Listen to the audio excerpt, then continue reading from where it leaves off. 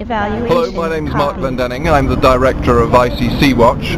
We're a new organisation that has been set up to warn people about the dangers of the International Criminal Court.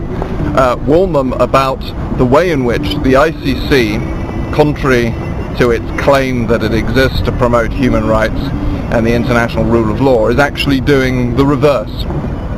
It's actually threatening to destroy the whole system of international law that came into being after the Second World War with the Nuremberg trial. The Nazis were put on trial for waging a war of aggression.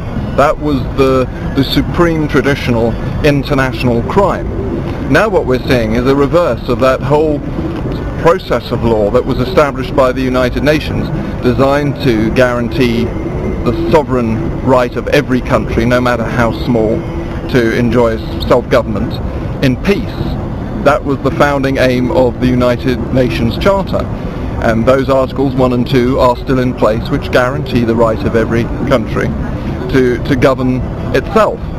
But now what we're seeing is that the big powers in the world, America and the major European powers, are now demanding, and have in fact just seized, the right to wage aggressive war. We saw it in the former Yugoslavia, we saw it in Iraq, we saw it with the bombing of Sudan, the Al-Shifa factory. And the ICC is just the latest manifestation of that. It's interesting to note that the ICC does not count waging a war of aggression as being an international crime, which of course is very convenient for Britain and America. So we're trying to warn people across the world about the dangers of this new system of international relations that is being created by the United Nations Security Council and the ICC.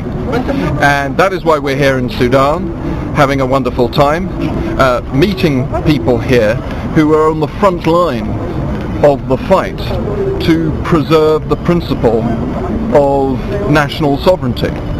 And that is why it's so encouraging to see that Sudan is leading that fight by example, and hopefully countries from Africa and the Middle East who have already affiliated to the ICC will now, as a consequence of seeing what the ICC is really about, will actually decide to disaffiliate from that organization.